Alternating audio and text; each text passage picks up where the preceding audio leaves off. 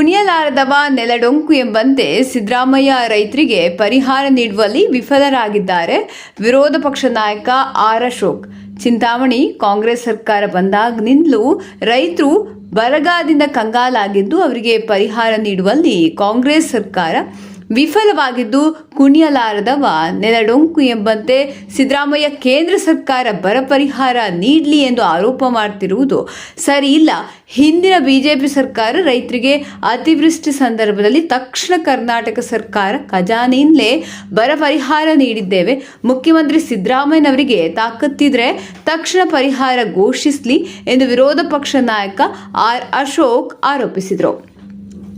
ರೈತರಿಗೆ ಬರ ಪರಿಹಾರ ನೀಡುವಲ್ಲಿ ಕಾಂಗ್ರೆಸ್ ಸರ್ಕಾರ ವಿಫಲವಾಗಿದೆ ಎಂದು ಬಿಜೆಪಿ ಪಕ್ಷದ ನಾಯಕರು ಕೋಲಾರದಲ್ಲಿ ಹಮ್ಮಿಕೊಂಡಿದ್ದ ಪಾದಯಾತ್ರೆ ಮತ್ತು ಹೋರಾಟದಲ್ಲಿ ಪಾಲ್ಗೊಂಡು ತದನಂತರ ಚಿಂತಾಮಣಿ ತಾಲೂಕಿನ ಹಾಗೂ ಶಿಡ್ಲಘಟ್ಟ ವಿಧಾನಸಭಾ ಕ್ಷೇತ್ರದ ಬಿಜೆಪಿ ಮುಖಂಡ ರಾಮಚಂದ್ರ ಗೌಡರ ಸ್ವಗ್ರಾಮ ಸೀಕಲ್ನಲ್ಲಿ ಪತ್ರಿಕಾಗೋಷ್ಠಿಯಲ್ಲಿ ವಿರೋಧ ಪಕ್ಷ ನಾಯಕ ಆರ್ ಅಶೋಕ್ ಮಾತನಾಡಿ, ಸಿದ್ದರಾಮಯ್ಯ ಹೆಸರಿಗೆ ರಾಮ ಎಂದು ಹೇಳ್ತಾರೆ, ಅವಳಿಗೆ ಟಿಪ್ಪು ಸುಲ್ತಾನ್ ಆಗಿದ್ದಾರೆ.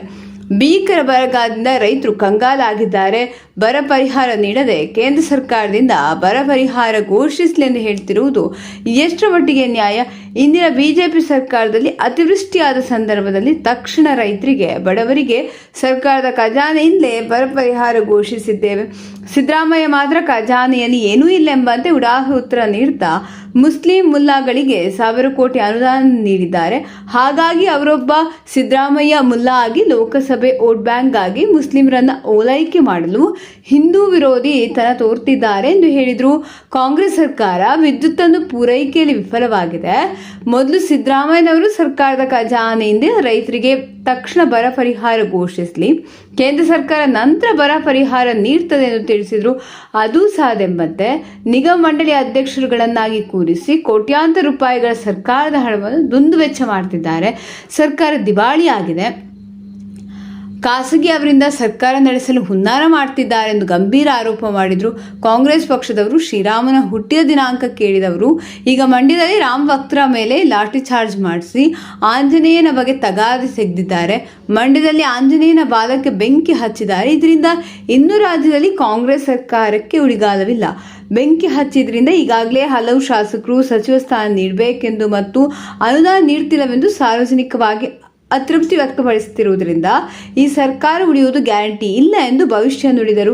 ಈ ಸಂದರ್ಭದಲ್ಲಿ ಬಿಜೆಪಿ ಮುಖಂಡರಾದ ಜಿಎನ್ ವೇಣುಗೋಪಾಲ್, ಸೀಕಲ್ ರಾಮಚಂದ್ರ ಗೌಡ, ಆನಂದ್ ಗೌಡ, ಮಾಜಿ ಶಾಸಕ ರಾಜಣ್ಣ, ರಾಜಶೇಖರ್ ರೆಡ್ಡಿ ಮತ್ತಿತರರು ಉಪಸ್ಥಿತರಿದ್ದರು. ರಾಜ್ಯದಲ್ಲಿ ಭೀಕರ ಬರಗಾಲ ಬಂದು ಕಳೆದ 7 ತಿಂಗಳಾಗಿದೆ. ರೈತರೆಲ್ಲ ಸಂಕಷ್ಟದಲ್ಲಿದ್ದಾರೆ. ಸುಮಾರು 700-800ಕ್ಕೂ ಹೆಚ್ಚು ಜನ ರೈತರು ಇಡೀ ರಾಜ್ಯದಲ್ಲಿ ಆತ್ಮಹತ್ಯೆಯ ದಾರಿಯನ್ನು ತುಳಿದಿದ್ದಾರೆ. ಈ ಸರ್ಕಾರ ಕಳೆದ 3 ತಿಂಗಳಿಂದ ಈ ಬರದ ಪರಿಹಾರದ ಹಣವನ್ನು ನಾವು ಬಿಡುಗಡೆ ಮಾಡ್ತೀರಿ ಅಂತ ಹೇಳ್ತಾರೆ. ವಿಧಾನಸಭಾ ಅಧಿವೇಶನದಲ್ಲಿ ಮುಂಚೆನೂ ಹೇಳಿದರು, ನಾವು 2,000 ರೂಪಾಯಿ ಕೊಡ್ತೀರಿ. ವಿಧಾನಸಭೆ ಅಧಿವೇಶನ ಆದ್ಮೇಲೂ ಹೇಳಿದ್ರು ಕೊಡ್ತಾ ಇದ್ದೀರಿ ಈ ವಾರ ಅಂತ. ಇದುವರೆಗೂ ಒಂದು ನಯ ಪೈಸೆನೂ ಕೂಡ ಬಿಡುಗಡೆ ಮಾಡಿಲ್ಲ. ಇದರ ವಿರುದ್ಧವಾದಂಥ ಒಂದು ಹೋರಾಟವನ್ನು ಇವತ್ತು ಕೋಲಾರದಲ್ಲಿ ಮಾಡಿದಿರಿ, ನಾಳೆ ದೊಡ್ಡಬಳ್ಳಾಪುರದಲ್ಲಿ ಮಾಡ್ತಾ ಇದ್ದೀರಿ. ರಾಜ್ಯದ ಬೇರೆ ಜಿಲ್ಲೆಗಳಲ್ಲೂ ಕೂಡ ರೈತರ ಬರದ ಹಣವನ್ನು ಬಿಡುಗಡೆ ಮಾಡಿ, ಇಲ್ಲಾಂದರೆ ಸಿದ್ದರಾಮಯ್ಯನವರೇ ಕುರ್ಚಿ ಖಾಲಿ ಮಾಡಿ ಈ ಒಂದು ಘೋಷಣೆಯನ್ನು ಮಾಡೋ ಮುಖಾಂತರ ವಿರೋಧ ಪಕ್ಷದ ನಾಯಕನಾಗಿ ನಾನು ಹೋರಾಟವನ್ನು ಪ್ರಾರಂಭ ಮಾಡಿದ್ದೀನಿ. ರೈತರು ಇವತ್ತು ಇಡೀ ಶಾಪ ಆಗ್ತಾ ಇದ್ದಾರೆ. ಅವರಿಗೆ ಬ್ಯಾಂಕ್ಗಳಲ್ಲಿ ಬಡ್ಡಿ ಕಟ್ಟುವಂಥದ್ದಕ್ಕೂ ಕಷ್ಟ ಆಗ್ತಾ ಇದೆ. ಮತ್ತು ಈ ಸರ್ಕಾರ ಸುಮ್ಮನೆ ಬಡ್ಡಿ ನೀವು ಅಸಲು ಕಟ್ಟಿದ್ರೆ ಬಡ್ಡಿ ಮನ್ನಾ ಮಾಡ್ತೀನಿ ಅಂತೇಳಿ ಮೂಗಿಗೆ ತುಪ್ಪ ಸವರಿದ್ದಾರೆ. ಯಾರಿಗೂ ಅದರ ಉಪಯೋಗನೂ ಆಗಲ್ಲ. ಒಂದು ಕಡೆ ಪವರ್ ಕಟ್ಟು 7 ಅವರ್ ಕರೆಂಟ್ ಕೊಡ್ತೀನಿ ಅಂತ ಹೇಳಿದ್ರು ವಿಧಾನಸಭೆ ಅಧಿವೇಶನದಲ್ಲಿ. ಈಗ ಮತ್ತೆ ವಿಧಾನಸಭಾ ಅಧಿವೇಶನ ಮುಗೀತು, ಮತ್ತೆ 3 ಗಂಟೆ ಕರೆಂಟು. ಅದು 3 ಫೇಸ್ ಸರಿಗೆ ಸಿಗ್ತಾ ಇಲ್ಲ. ಇಷ್ಟೆಲ್ಲದ್ರ ಮಧ್ಯೆನೂ ಕೂಡ ಈ ಬೋರ್ಡ್ ಚೇರ್ಮನ್ಗಳು ಮಾಡೋದು, ಮತ್ತೆ 5 ಗ್ಯಾರಂಟಿಗಳನ್ನು ಮಾನಿಟರ್ ಮಾಡೋಕ್ಕೆ ಕ್ಯಾಬಿನೆಟ್ ದರ್ಜೆಯ ಕಾಂಗ್ರೆಸ್ ಕಾರ್ಯಕರ್ತರನ್ನ ನೇಮಕ ಮಾಡುವಂಥದ್ದು, ಕೋಟ್ಯಾಂತರ ರೂಪಾಯಿ ಹಣವನ್ನು ದುಂದು ವೆಚ್ಚ ಮಾಡ್ತಾ ಇದ್ದಾರೆ. ರೈತರಿಗೆ ಕೊಡೋಕ್ಕೆ ಇವ್ರ ಹತ್ರ ಹಣ ಇಲ್ಲ. ರೈತರ ಇಡೀ ಶಾಪ ಇವ್ರನ್ನ ತಟ್ಟುತ್ತೆ. ಆ ದೃಷ್ಟಿಯಿಂದ ಇಡೀ ರಾಜ್ಯದಲ್ಲಿ ಹೋರಾಟವನ್ನು ಮಾಡ್ತಾ ಇದ್ದೀರಿ. ಇವತ್ತು ಕೇಂದ್ರ ಸರ್ಕಾರ 16 ರಾಜ್ಯಗಳಲ್ಲಿ ಬರ ಇದೆ. ಯಾವ ರೀತಿ ರಾಜ್ಯ ಸರ್ಕಾರ ಯಾವುದೋ ಒಂದು ತಾಲೂಕು ಒಂದು ಜಿಲ್ಲೆಗೆ ಬಿಡುಗಡೆ ಮಾಡೋಕ್ಕಾಗಲ್ಲೋ ಹಾಗೆ ಕೇಂದ್ರ ಸರ್ಕಾರನೂ ಕೂಡ ಎಲ್ಲ ರಾಜ್ಯಗಳಿಗೂ ಒಂದೇ ಸರಿ ಬಿಡುಗಡೆ ಮಾಡ್ತೈತೆ. ನಮ್ಮ ಸರ್ಕಾರ ಇದ್ದಾಗ ಬಸವರಾಜ ಬೊಮ್ಮಾಯಿ ಅವರು ಮುಖ್ಯಮಂತ್ರಿ ಇದ್ದಾಗ ಈ ಥರದ ಪರಿಸ್ಥಿತಿ ಬಂದಾಗ ನಾವು ಒಂದೇ ತಿಂಗಳಲ್ಲಿ ಪರಿಹಾರವನ್ನು ಅವರ ಅಕೌಂಟ್ಗೆ DBT ಮುಖಾಂತರ ಡೈರೆಕ್ಟಾಗಿ ಹಾಕಿದ್ದೀರಿ. ಅವಾಗ ನಾವೇನು ಕೇಂದ್ರ ಸರ್ಕಾರದ ಕಡೆ ನೋಡಲಿಲ್ಲ. ನಮ್ಮ ಖಜಾನೆಯಲ್ಲಿ ಹಣ ಇತ್ತು, ಕೊಟ್ಟಿದ್ದೀರಿ. ಕೇಂದ್ರ ಸರ್ಕಾರದವರು ನಾವು ಡಿಸೆಂಬರಲ್ಲಿ ಕೊಟ್ರಿ, ಕೇಂದ್ರ ಸರ್ಕಾರ ಮಾರ್ಚಲ್ಲಿ ಅದನ್ನು ನಮಗೆ ರಿಟರ್ನ್ ಕೊಟ್ಟರು. ಇಲ್ಲೂ ಅಷ್ಟೇ, ಇವ್ರು ಬಿಡುಗಡೆ ಮಾಡಿದ್ರೆ ಹಣ ಕೇಂದ್ರ ಸರ್ಕಾರದ ಹಣ ಬಂದೇ ಬರ್ತೈತೆ, ಬಿಡುಗಡೆ ಮಾಡೇ ಮಾಡ್ತಾರೆ. ಮನಮೋಹನ್ ಸಿಂಗ್ ಪ್ರಧಾನಮಂತ್ರಿ ಆಗಿದ್ದಾಗ ಕೂಡ ಅವರು 1 ವರ್ಷ 1.5 ವರ್ಷ ತಗೊಂಡಿದ್ದಾರೆ ಪರಿಹಾರ ಕೊಡೋಕ್ಕೆ. ಆದರೆ ಇವರು ಕಾಂಗ್ರೆಸ್ ಅವರು ಪಾಪರ್ ಆಗಿರೋದ್ರಿಂದ, ಅವರ ಖಜಾನೆಯಲ್ಲಿ 10 ಪೈಸೆ ದುಡ್ಡಿಲ್ಲದೆ ಇರೋದ್ರಿಂದ ಈಗ ಅವ್ರಿಗೆ ಕೊಡೋಕ್ಕೆ ಯೋಗ್ಯತೆ ಇಲ್ಲ, ಕೊಡೋಕ್ಕೂ ಆಗ್ತಾ ಇಲ್ಲ. ಈ ಫೈನಾನ್ಷಿಯಲ್ ಕ್ರೈಸಿಸ್ನ ಹ್ಯಾಂಡಲ್ ಮಾಡೋಕ್ಕಾಗದೆ ಪ್ರೈವೇಟ್ ಕಂಪನಿಗೆ ಕೊಡುವಂಥದ್ದಕ್ಕೆ ಹುನ್ನಾರ ಮಾಡ್ತಾ ಇದ್ದಾರೆ. ಯಾವ ರೀತಿ ಮ್ಯಾನೇಜ್ ಮಾಡ್ಬೋದು? ಫೈನಾನ್ಷಿಯಲ್ ಸ್ಟೇಟಸ್ಸು ಕರ್ನಾಟಕದಲ್ಲಿ ಅಧ್ವಾನ ಇದ್ದೋಗಿದೆ. ಕಳೆದ 20-30 ವರ್ಷಗಳಲ್ಲಿ ಒಂದು ಸ್ಟೆಬಿಲಿಟಿ ಇತ್ತು, ಫೈನಾನ್ಸ್ ಸ್ಥಿರತೆ ಇತ್ತು, ನಮ್ಮಲ್ಲಿ ಡಿಸಿಪ್ಲಿನ್ ಇತ್ತು. ಆ ಡಿಸಿಪ್ಲಿನ್ ಎಲ್ಲ ಹೊರಟೋಗ್ಬಿಟ್ಟಿದೆ. ಈಗ ಬರೋ ಪರ್ವ ಶುರುವಾಗಿದೆ. ಇಡೀ ಪ್ರಪಂಚಕ್ಕೆ ಗೊತ್ತಿದೆ. ಇಡೀ ಪ್ರಪಂಚಕ್ಕೆ ಗೊತ್ತಿರೋದು ಮೋದಿ ಮತ್ತೊಮ್ಮೆ ಪ್ರಧಾನಮಂತ್ರಿ ಆಗ್ತಾರೆ ಅಂತ ಇಡೀ ಪ್ರಪಂಚ ಹೇಳ್ತಾ ಇದೆ, ನಾನಲ್ಲ. ಬಂದಿರೋಂಥ ಎಲ್ಲ ಸರ್ವೇನೂ ಕೂಡ ಇದುವರೆಗೂ ಮೋದಿನೇ ಪ್ರಧಾನಿ ಅಂತ ಹೇಳಿದ್ದಾರೆ. ನಾವು ಅದಕ್ಕಿಂತ ಒಂದು ಹೆಜ್ಜೆ ಮುಂದೆ ಹೋಗಿ ಈ ಸರಿ 400 ಪಾರ್ಲಿಮೆಂಟ್ ಸೀಟ್ ಗೆಲ್ಲಬೇಕು ಅಂತ ನಮ್ಮ ಪಾರ್ಟಿ ಟಾರ್ಗೆಟ್ ಕೊಟ್ಬಿಟ್ಟಿದ್ದಾರೆ. ನಮಗೆ 400 ಸೀಟ್ ಈ ಸರಿ ನಮಗೆ ಟಾರ್ಗೆಟ್ ಕೊಟ್ಟಿರೋದು. ನಾವು ಆ ಕಡೆ ದಾಪುಗಾಲಾಗ್ತಾ ಇದ್ದೀವಿ. ಕಾಂಗ್ರೆಸ್ ಅವರು ಭಾರತ್ ಜೋಡೋ ಅಂತ ಹೊರಟರು. ಕನ್ಯಾಕುಮಾರಿಯಿಂದ ಕಾಶ್ಮೀರ್ವರೆಗೂ. ಅದು ಅಲ್ಲ ಆದಮೇಲೆ 3 ರಾಜ್ಯಗಳು ಸೋತೋದ್ರು. ಸೆಮಿಫೈನಲ್ ಚುನಾವಣೆಯಲ್ಲಿ ಸೋತೋದ್ರು. ಸೆಮಿಫೈನಲ್ ಸೋತ ಮೇಲೆ ಫೈನಲ್ ಬರೋಕ್ಕೆ ಅವ್ರಿಗೆ ಯೋಗ್ಯತೆ ಇಲ್ಲ. ಹಂಗೂ ಹಿಂಗೂ ಏನೋ ಮಾಡಿ ಯೋಗ್ಯತೆ ತಗೊಳ್ಳೋಣ ಅಂತೇಳಿ ವೆಸ್ಟ್ ಬೆಂಗಾಲ್ಗೆ ಹೋಗಿ 12 ಸೀಟ್ ಕೇಳಿದ್ರು. ಮಮತಾ ಬ್ಯಾನರ್ಜಿ ಹೇಳಿದ್ರು, ನಿಮ್ಗೆ ಯೋಗ್ಯತೆ ನಾಲಾಯಕ್ಗಳು, ನಿಮ್ಗೆ 1 ಸೀಟು ಕೊಡಲ್ಲ, ಗೆಟ್ ಔಟ್ ಅಂದ್ಬಿಟ್ಟು. ಯಾರು? ಮಮತಾ ಬ್ಯಾನರ್ಜಿ. ನಿಮ್ಮ ನಾಲಾಯಕ್ಗಳು ಒಂದು ಗೆಲ್ಲಕ್ಕೆ ನಿಮ್ಗೆ ಯೋಗ್ಯತೆ ಇಲ್ಲ, ಗೆಟ್ ಔಟ್ ಅಂದರು. ಸರಿ, ಅಲ್ಲಿಂದ ಗೆಟ್ ಔಟ್ ಅಂತ ಆದಮೇಲೆ ಅವರ ಪಾದಯಾತ್ರೆ, ಯಾರು? ರಾಹುಲ್ ಗಾಂಧಿ ತಾನೆ. ಪಾದಯಾತ್ರೆ ಬಿಹಾರಕ್ಕೆ ಕಾಲಿಡ್ತು. ಬಿಹಾರ್ ಕಾಲಿಡಿದ ತಕ್ಷಣನೇ ಆ ಮನುಷ್ಯ ಸರ್ಕಾರನೇ ಬೀಳಿಸ್ಬಿಟ್ರು. ಟಾಟಾ ಬಾಯ್ ಟಾಟಾ ಅಂತ ಹೇಳಿದ್ರು. ಅದಕ್ಕೆ ನಾವು ನಮಗೆ ಸ್ಟಾರ್ ಕ್ಯಾಂಪೈನರ್ ಅಂದರೆ ಇವತ್ತು BJPಯ star campaigner Rahul Gandhi. BJPಯ star campaigner Rahul Gandhi ಅವರು ಎಲ್ಲೆಲ್ಲಿ ನಾವು ಕಳಿಸ್ಕೊಡ್ತೀರೋ ಅಲ್ಲಲ್ಲಿ ಹೋಗಿ ಆ ಸರ್ಕಾರನ ಉಳಿಸೋದು, ಅಲ್ಲಿರೋ ಲೀಡರ್ಗಳನ್ನ INDA ಲೀಡರ್ಗಳನ್ನ ಖಾಲಿ ಮಾಡಿಸೋದು, ಇಷ್ಟು ಕೆಲಸ ಮಾಡ್ಕೊಂಡು ಡೈರೆಕ್ಟಾಗಿ ಹೋಗ್ತಾರೆ. ಅದಕ್ಕೆ ಮೋದಿಯವರು ಮತ್ತೊಮ್ಮೆ ಈ ದೇಶದ ಪ್ರಧಾನಿ ಆಗೋದು ಶತಸಿದ್ಧ. ಅದಾದಮೇಲೆ ಕರ್ನಾಟಕ ಕಾಂಗ್ರೆಸ್ಸಲ್ಲೂ ಕೂಡ ಭಾಳ ಬದಲಾವಣೆಗಳು ಆಗ್ತೈತೆ. ಕಾಂಗ್ರೆಸ್ ಯಾರು ಉಳಿತಾರೆ, ಯಾರು ಇರ್ತಾರೆ ಅನ್ನೋದನ್ನ ಕಾಂಗ್ರೆಸ್ ಅವರು ಹುಡ್ಕಾಡ್ಬೇಕು. ನನ್ನ ಪ್ರಕಾರ ಉಳಿಯಲ್ಲ. MLAಗಳೆಲ್ಲ ಭಾಳ ಬೇಜಾರಲ್ಲಿದ್ದಾರೆ. ಕಾಂಗ್ರೆಸ್ MLA 1 ರೂಪಾಯಿನೂ ಕೂಡ ಅಭಿವೃದ್ಧಿಗೆ ಹಣ ಬಿಡುಗಡೆ ಆಗ್ತಾ ಇಲ್ಲ. 8 ತಿಂಗಳಾಯಿತು, ಅಭಿವೃದ್ಧಿಗೆ ಹಣ ಬಿಡ್ತಾ ಇಲ್ಲ. ಒಂದು ಹೊಸ ಕೆಲಸ ಪ್ರಾರಂಭ ಆಗಿಲ್ಲ. ಅದಕ್ಕೆಲ್ಲ ಕಾಂಗ್ರೆಸ್ MLAಗಳೆಲ್ಲ ಭಾಳ ಕೋಪ ರೋಷದಲ್ಲಿದ್ದಾರೆ. ಕೆಲವರೆಲ್ಲ ಪತ್ರಿಕೆಯಲ್ಲಿ ಹೋಗಿ ರಾಜೀನಾಮೆ ಕೊಡ್ತೀನಿ ಅಂತ ಎಲ್ಲ ಪತ್ರಗಳು ಬರ್ತಾರೆ. 20 ಜನ MLAಗಳು ಪತ್ರ ಕೊಟ್ಟವ್ರೆ. ನಿಗಾ ಮಾಡಲಿ ಯಾವನು ಬೇಕು ಅಂತ. ನಿಮ್ಮ ಈ ಏರಿಯಾದವ್ರು ಯಾರೋ ಒಬ್ಬ ಸುಬ್ಬಾರೆಡ್ಡಿ MLA ಯಾವ್ದು ಕಿತ್ತೋಗಿರೋ ನಿಗಮ ಮಂಡಳಿಯಲ್ಲೆಲ್ಲ ನಾನು ನೋಡೋದೇ ಇಲ್ಲ, ತಿರುಗಿ ನೋಡಲ್ಲ. ನಾನೇನಿದ್ರು ಮಿನಿಸ್ಟ್ರೇ, ಈ ಕಿತ್ತೋಗಿರೋದು ಎಲ್ಲ ನಾನು ನೋಡಲ್ಲ, ಮಿಸ್ ಹಾಕಿದ್ದೀನಿ ಅಂತ ಹೇಳಿ ಬರ್ತಾವ್ರೆ.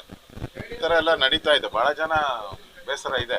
ಒಂದೇ ಹತ್ರ ಹೋಗಿ 4 ದಿನ 5 ದಿನ ಅಪಾಯಿಂಟ್ಮೆಂಟ್ ಸಿಗದೆ ಅಲ್ದಿರೋದೆಲ್ಲ ನಾವು ನೋಡಿದ್ದೀವಿ. ಹಿಂದೆ ಇವ್ರು ಮುಖ್ಯಮಂತ್ರಿ ಆಗಿದ್ದು. ರಾಹುಲ್ ಗಾಂಧಿ ಅಪಾಯಿಂಟ್ಮೆಂಟು ಸಿಕ್ಕಿಲ್ಲ ಇವ್ರಿಗೆ. ನಮ್ಗೆ ಹೇಳಕ್ ಬರಬೇಡಿ. ಕೇಂದ್ರ ಸರ್ಕಾರ ಹಿಂದೆ ಕಾಂಗ್ರೆಸ್ ಅವರು ಕೇಂದ್ರದಲ್ಲಿದ್ದಾಗ 10 ವರ್ಷ ಅವ್ರು ಬಿಡುಗಡೆ ಮಾಡಿರೋದು ಎಷ್ಟಡ? NDRF ಅಲ್ಲಿ ಬರಕ್ಕೆ ಮತ್ತು ಫ್ಲಡ್ಗೆ 3250 ಕೋಟಿ ಏನೋ ಬಿಡುಗಡೆ ಮಾಡಿದ್ದಾರೆ.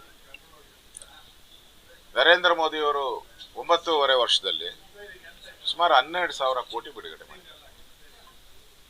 ಅಂದ್ರೆ ಅರ್ಥ ಮಾಡ್ಕೊಳ್ಳಿ, 4 ಪಟ್ಟು ಹಣ ಬಿಡುಗಡೆ ಮಾಡಿದ್ದಾರೆ ರಾಜ್ಯಕ್ಕೆ. ಯಾರು ಒಳ್ಳೆಯವರು? ಕಾಂಗ್ರೆಸ್ ಒಳ್ಳೇದಾ ಬಿಜೆಪಿ ಒಳ್ಳೇದಾ? ಜನ ಅರ್ಥ ಮಾಡ್ಕೋಬೇಕು. ರಾಜ್ಯದಲ್ಲಿ ಕೇಂದ್ರದಿಂದ ಏನೇನು ನಿರ್ಮಲಾ ಸೀತಾರಾಮನ್ ಅವರು ಹೇಳಿದ್ದಾರೆ, ಒಂಚೂರು GST ಹಣ ಒಂದೇ ಒಂದು ನಯಾ ಪೈಸನು ಪೆಂಡಿಂಗ್ ಇಲ್ಲ ಅಂತ ಹೇಳಿದ್ದಾರೆ. ಇಲ್ಲೇನು ಹೇಳ್ತಾರೆ? ಬಾಯ್ ಬಡ್ಕಂತಾರೆ ಕೊಡ್ಬೇಕು ಅಂತ. ಅದನ್ನ ಲೆಕ್ಕ ಹೇಳ್ಬೇಕಲ್ಲ ಅವರು. ಇವ್ರ ಹತ್ರ ಹಣ ಇದ್ರೆ ರೈತರು ಕೊಡಕ್ಕೆ ಸಮಸ್ಯೆ ಏನು? ಕೇಂದ್ರ ಯಾವಾಗನ ಕೊಡ್ಲಿ, ನಿಮ್ಗೇನು? ನಾವು ಕೊಟ್ಟಿದಿರಲ್ಲ, ಡಬಲ್ ಕೊಟ್ಟಿದ್ದೀರಿ ನಾವು. ಬರ ಬಂದಾಗ, ಫ್ಲಡ್ ಬಂದಾಗ NDRF ರೂಲ್ಸ್ ಪ್ರಕಾರ ಎಷ್ಟು ಕೊಡ್ಬೇಕು? ಹೆಕ್ಟೇರ್ಗೆ 6,800 ರೂಪಾಯಿ ಏನೋ ಕೊಡ್ಬೇಕು. ನಾವು 13,000 ಕೊಟ್ಟಿದ್ದೀವಿ. ನೀರಾವರಿ ಬೆಳೆಗಳಿಗೆ ಏನಿತ್ತು 12,000 ರೂಪಾಯಿ, ಅದಕ್ಕೆ 10,000 ರೂಪಾಯಿ ಸೇರಿಸಿ ನಾವು ಕೊಟ್ಟಿದ್ದೀವಿ, ಎಕ್ಸ್ಟ್ರಾ ಕೊಟ್ಟಿದ್ದೀವಿ. ನಿಮ್ ಕೈಲಿ NDRF ಏನಿದೆ ಅದೇ ಕೊಡಕ್ಕೆ ಹೋಗ್ತಾ ಇಲ್ಲಲ್ಲ ನಿಮ್ಗೆ. ಈಗ ನಾವು ಕೊಟ್ಟಿದ್ದೀರಲ್ಲ, ದಾಖಲೆ ಬಿಡುಗಡೆ ಅಲ್ಲೇ ಇದೆಯಲ್ಲ, ಸರ್ಕಾರದಲ್ಲೇ ನಾವು ಕೊಟ್ಟಿರುವಂತದ್ದು ಎಲ್ಲ DBT ಮುಖಾಂತರ ಸರ್ಕಾರದ ಖಜಾನೆಯಿಂದನೇ ಕೊಟ್ಟಿರೋದು. ದಾಖಲೆಗಳೆಲ್ಲ ನಿಮ್ಮ ಹತ್ರ ಇದೆ. ಸಿದ್ದರಾಮಯ್ಯನವರೇ ನೋಡಿ ಕಣ್ಬಿಟ್ಟು, ನಾವು ಕೊಟ್ಟಿದ್ದೀರಿ ಅಂದಮೇಲೆ ನಿಮ್ಗೆ ಕೊಡಕ್ಕೆ ದಾಡಿ ಏನು? ನಿಮ್ಗೆ ಸಮಸ್ಯೆ ಏನು? ಕೇಂದ್ರ ಸರ್ಕಾರನ ಯಾಕೆ ತೋರಿಸ್ತೀರಾ? ಕೇಂದ್ರ ಸರ್ಕಾರದ ಅವಶ್ಯಕತೆ ಏನಿದೆ? ನಮ್ಮ ಹತ್ರ ದುಡ್ಡಿದ್ರೆ ಇಮಿಡಿಯೇಟ್ ಆಗಿ ಬಿಡುಗಡೆಯನ್ನ ಮಾಡಬೇಕು. ದುಡ್ಡಿಲ್ಲ ಅನ್ನೋದಕ್ಕೆ ಈ ನಾಟಕ. ಅದೇನೋ ಹೇಳ್ತಾರಲ್ಲ, ಕುಣಿಲಾರ್ದವರು ನೆಲಡೊಂಕು ಅಂದ್ರಲ್ಲ, ಹಂಗೆ ಇವರು ಕುಣಿಯಕ್ಕಾಗಲ್ಲ, ನೆಲಡೊಂಕು. ಹಣ ಇಲ್ಲ ಇವ್ರ ಹತ್ರ, ಪಾಪರ ಹೊಟ್ಟಿದ್ರೆ ಅದಕ್ಕೋಸ್ಕರ ಕೇಂದ್ರ ಸರ್ಕಾರ ಅಂತ ತೆಗೆದು ನೋಡಿ.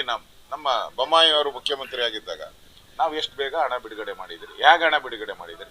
ಕೇಂದ್ರದ ಒಂದು ನಯಾ ಪೈಸೆ ದುಡ್ಡು ತಗೊಂಡಿಲ್ಲ. ಆಮೇಲೆ ಅವರು ಮಾರ್ಚಲ್ಲಿ ಕೊಟ್ಟರು, ನಾವು ಮಾಡಿದ್ವಿ. ರಾಜ್ಯ ಸರ್ಕಾರ ಪ್ರಶ್ನೆ ಮಾಡೋಕೆ ಬಿಜೆಪಿ ಏನ್ ನೈತಿಕತೆ ಇದೆ? ಈಗ ನಾವು ಕೊಟ್ಟಿದ್ದೀರಲ್ಲ, ನಾವು ಕೇಂದ್ರ ಸರ್ಕಾರ ಕೇಳ್ದಾನೆ ತಾನೇ ಕೊಟ್ಟಿರೋ ದುಡ್ಡು. ನಮ್ಮ ಸರ್ಕಾರ ಇದ್ದಾಗ 3,000 ಕೋಟಿಗೆ ಹೆಚ್ಚು ಹಣ ಕೊಟ್ಟಿದ್ದೀರಿ. ಅವ್ರ ಕೈಲಿ 100 ಕೋಟಿ ಕೊಡಕ್ಕೂ ಹೋಗ್ತಾ ಇಲ್ಲ. ನಾವು ಕೊಟ್ಟಿದ್ದೀರಿ ಅಂತ ಹೇಳ್ತಾ ಇದ್ದೀರಿ. ಕೇಂದ್ರ ಸರ್ಕಾರ ಅಲ್ಲ, ರಾಜ್ಯ ಸರ್ಕಾರದ ಖಜಾನೆಯಿಂದ ಕೊಟ್ಟಿರೋದು ನಾನು ಹೇಳ್ತಾ ಇರೋದು. ಕೇಂದ್ರ ಸರ್ಕಾರ ಖಜಾನೆಯಿಂದ ಕೊಟ್ಟಿರೋದಲ್ಲ.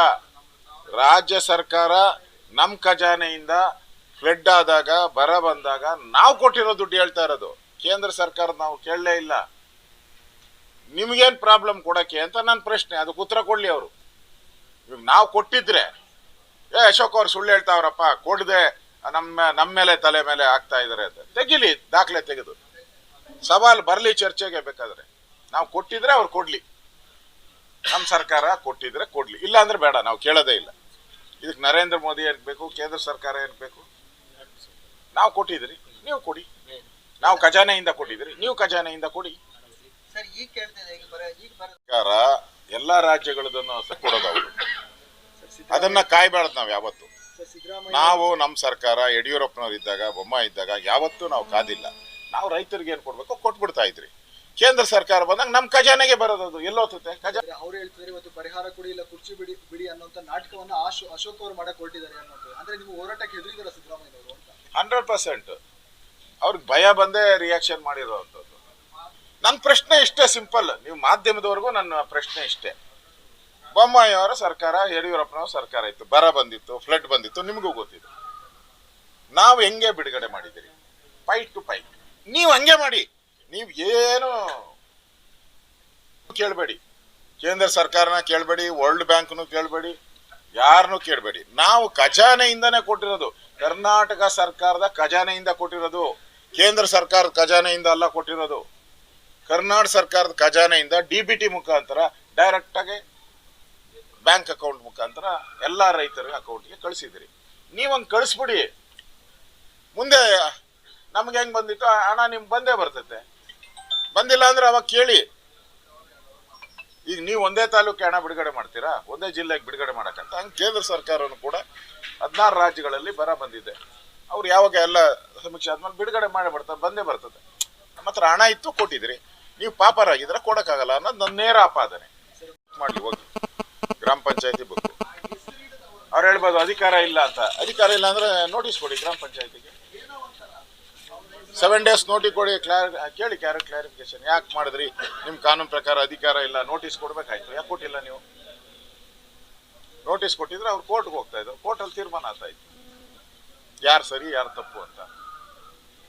ಏಕಾಏಕಿ ಲಾಠಿ ಚಾರ್ಜ್ ಮಾಡಿ ಹೆಣ್ಣು ಮಕ್ಕಳನ್ನ ನೂರಾರು ಜನ ರೈತ ಹೊಡೆಯುವಂಥ ಅವಶ್ಯಕತೆ ಏನಿತ್ತು? ಬರೆ ಹಂಗೆ ರಕ್ತ ಬರೋ ಹಂಗೆ ತಲೆಯಲ್ಲಿ ರಕ್ತ ಬರೋ ರೀತಿ ನಮ್ಮನ್ನೆಲ್ಲ ಯಾಕೆ ಅರೆಸ್ಟ್ ಮಾಡ್ಕೊಂಡು ಯಾಕೆ ಹೋಗ್ಬೇಕಾಯ್ತು? ನೀವು ಅಲ್ಲಿ ಮಾಡ್ತಾ ಇರೋವಂಥದ್ದು ಬೋಗಸ್ ದಾಖಲೆಗಳು. ಯಾವುದೋ ಒಂದು ಚಾನಲ್ ಅಲ್ಲಿ ಅದು ಬಂತು, 2 ಆರ್ಡರ್ ಕಾಪಿ ತೋರಿಸ್ತಾ ಇದ್ದಾರೆ. ಒಂದರಲ್ಲಿ ಸೀಲೆ ಇಲ್ಲ, ಒಂದರಲ್ಲಿ ಆರ್ಡರ್ ಆದ್ರೆ ಒಂದೇ ಆರ್ಡರ್ ಇರ್ಬೇಕಲ್ಲಪ್ಪ. ಒಂದರಲ್ಲಿ 1 ಡೇಟ್ ಇದೆ, ಒಂದರಲ್ಲಿ ಇನ್ನೊಂದು ಡೇಟ್ ಇದೆ. ಹೆಂಗೆ 2 ಡೇಟ್ ಬಂತು? ಒಂದೇ ಆದೇಶಕ್ಕೆ 2 ಡೇಟ್ ಹೆಂಗೆ ಬರ್ತದೆ? ಇವೆಲ್ಲನೂ ಕೂಡ ಇವರು ರಾಮ ವಿರೋಧಿ. ಇಷ್ಟು ದಿನ ರಾಮನ್ ಬರ್ತ್ ಸರ್ಟಿಫಿಕೇಟ್ ಕೇಳಿದವ್ರು ಕಾಂಗ್ರೆಸ್ ಅವರು, ರಾಮ ಕಾಲ್ಪನಿಕ ಅಂದವರು. ಈಗ ರಾಮನ್ ಬಿಟ್ಬಿಟ್ಟವ್ರೆ, ಆಂಜನೇಯನ್ ಹಿಡ್ಕೊಂಬಿಟ್ಟು. ಪಾಪ ಅದೇನೋ ಹೇಳ್ತಾರಲ್ಲ, ಅದೇನೋ ಗಾದೆ ಹೇಳ್ತಾರೆ, ರಾಮ ಆಂಜನೇಯ ಹಗ್ಗ ಕಡಿತಾ ಇದ್ರೆ ಯಾರೋ ಬಂದು ಶಾವಿಗೆ ಕೇಳಿದ್ರಂತೆ. ಹಂಗೆ ಕಾಂಗ್ರೆಸ್ ಅವ್ರ ಕತೆ. ಆಂಜನೇಯನ್ ಹಿಡ್ಕೊಂಡು ಆಂಜನೇಯನ್ ಮೇಲೆ ಇವರ ಕೋಮುವಾದವನ್ನ ಮಾಡ್ತಾ ಇದ್ದಾರೆ. ಯಾಕಂದ್ರೆ ಅಧಿಕಾರಿಗಳೆಲ್ಲ ಅವರಲ್ಲ. ನಮ್ಮ ಹತ್ರ ದಾಖಲೆ ಐತೆ, 2 ತಿಂಗಳಿಂದನೇ ಕೊಟ್ಟಿರೋದು. ನಿಮ್ಗೆ ಕೊಡ್ತೀನಿ ಈಗ, ನಿಮ್ಗೆ ಕರಿಯಪ್ಪ ಪ್ರಕಾಶ್ನ ನಿಮ್ ದಾಖಲೆ ಕೊಡ್ತೀನಿ. ನಾನೀಗ ಕೊಟ್ಟಿದ್ದೀನಿ, ಕೋಲಾರದಲ್ಲಿ ಕೊಟ್ಟಿದ್ದೀನಿ ದಾಖಲೆ. ಪಂಚಾಯಿತಿಯ ದಾಖಲೆ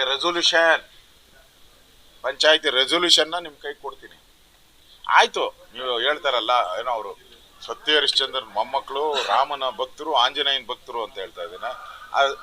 108 ಅಡಿ ಧ್ವಜ ಹಾಕ್ಬೇಕಾದ್ರೆ 108 ಅಡಿ ಧ್ವಜ ಹಾಕ್ಬೇಕಾದ್ರೆ ಎಷ್ಟು ಡೆಪ್ತ್ ಅಗಿಬೇಕಪ್ಪ ಅಣ್ಣ? ಎಷ್ಟು ಡೆಪ್ತ್ ಅಗಿಬೇಕು? 8 ಅಡಿ 10 ಅಡಿ ಅಗಿಬೇಕು.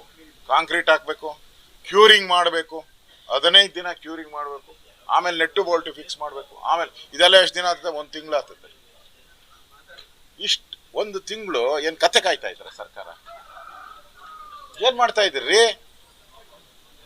ನನ್ನ ಹತ್ರ ನೋಡಿ ದಾಖಲೆ ಇದೆ. ರೆಸೊಲ್ಯೂಷನ್, ಗ್ರಾಮ ಪಂಚಾಯತಿ ರೆಸೊಲ್ಯೂಷನ್ 2 ಇದೆ ನೋಡಿ. 2